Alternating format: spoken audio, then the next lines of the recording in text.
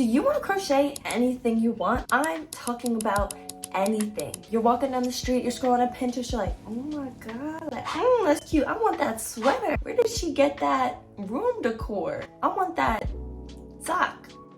And you're telling me how? All I have is a yarn and hook. I only know how to make French fries. Well, look no further, because I'm going to show you how I make all of my crochet patterns. First, I like to steal other people's work and then make it my own.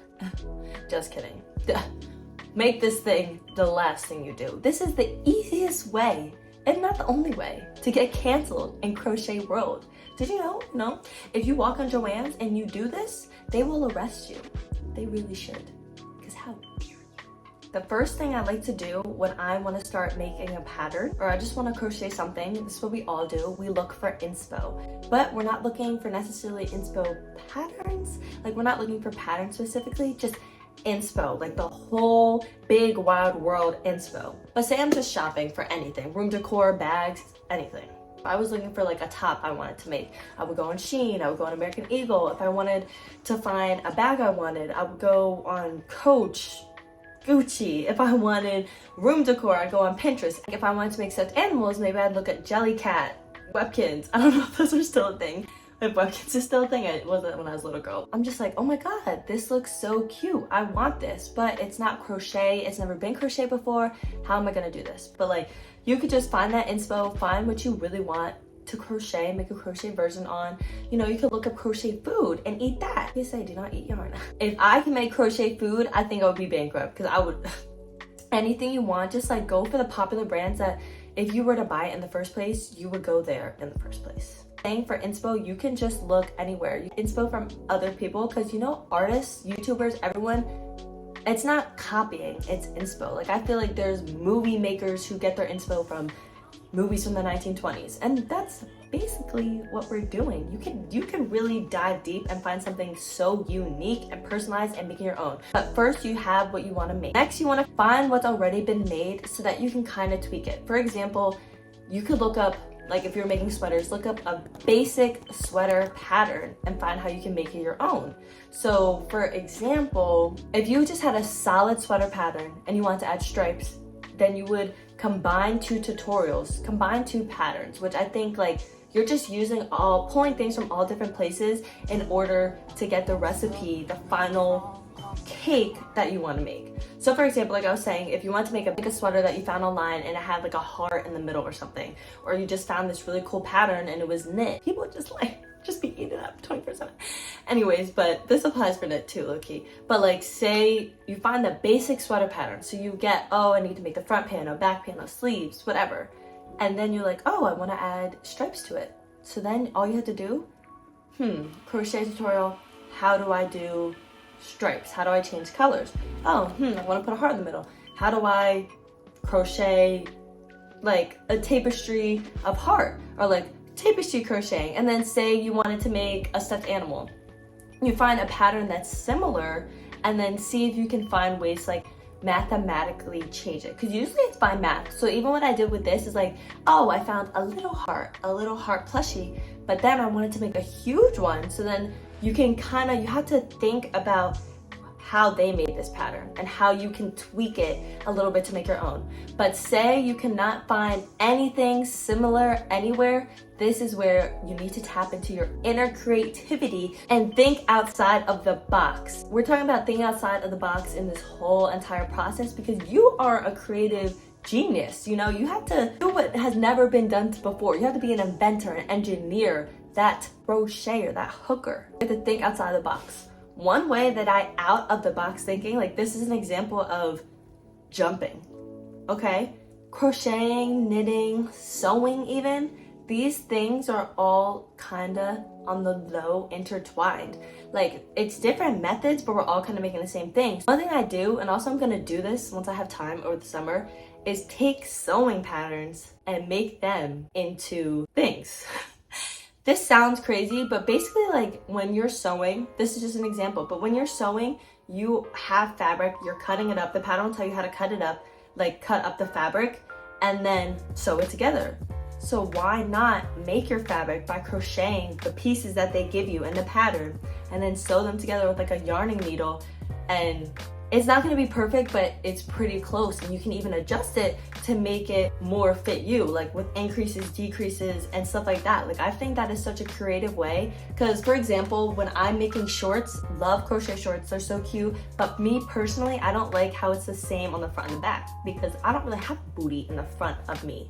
So one way to do this is when you're actually sewing pants. I only know a straight stitch and a zigzag stitch, but I dabble in sewing. But when you're sewing pants, it makes it so that the back panels are like a different U, and it's just different connected, and the front panels are smaller.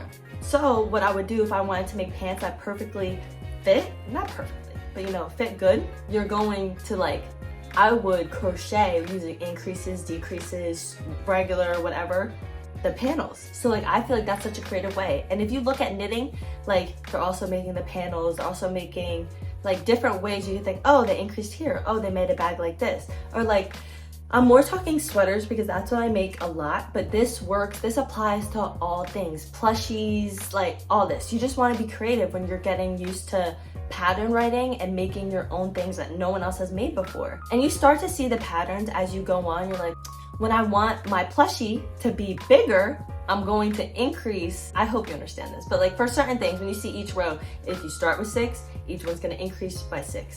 And then you can learn how things begin to shape. I'm not really a plushie girl, but I still dabble.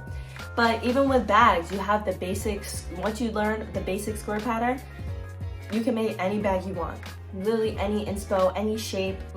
You could look up sewing patterns for bags and then use whatever stitch you want. If you want to even spice up certain things, learn new stitches. There's this one cardigan, I have to make a tutorial for it, but you guys on my last crochet any cardigan you want have been flipping out for this one cardigan pattern, and I can't find it specifically, but basically I'll put it up here. This is a crazy talented cardigan, but I can't find the pattern for it anywhere. But you can see, okay, there's daisies, learn how to make a daisy square, and then there's chevron, learn how to do chevron. So I'm just combining those two tutorials. I know how to make a cardigan, so I'm just combining it, knowing I have to make the sleeves, the front, back, and boom. You get to the point where you just click it. It's that simple. Before y'all get mad at me, this is a disclaimer. This does take time and practice and learning. You're not just gonna be a genius right off the bat, even though I've seen some crazy crochet geniuses be like, I'm a beginner and I made a whole dress.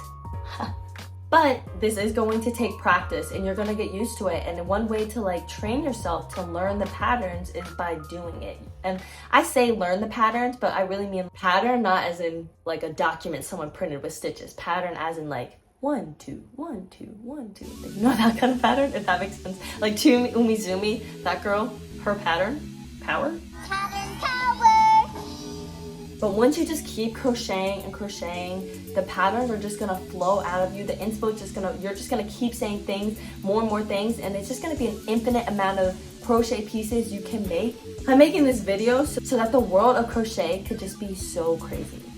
Everyone's just making their own thing, or different variations of what people are making, and I feel we'll all just have unique clothes and everybody will wanna be us because they already do. And I just feel that would be so amazing.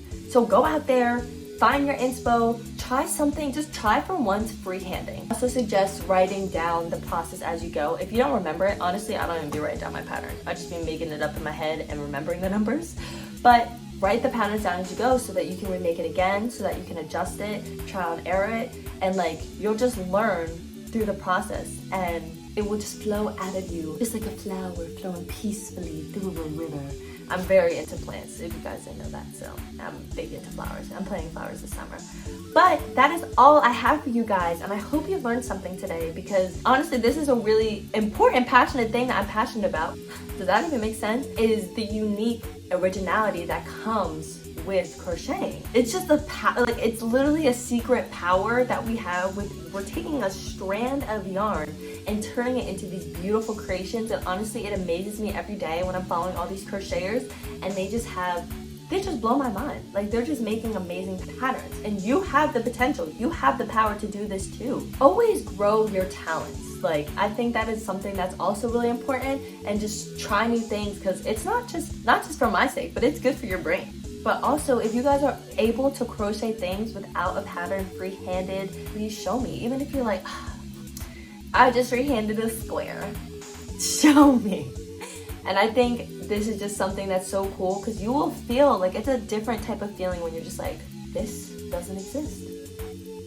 I made this. I just made this Gucci bag crocheted for $12. And I just feel like that's amazing. If you want to see more, please like and subscribe. I'm gonna try to come out with more videos kind of like this. I do a lot of tutorials, which y'all love, and I'm coming.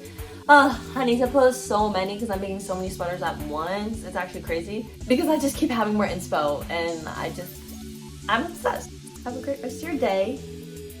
Go crochet.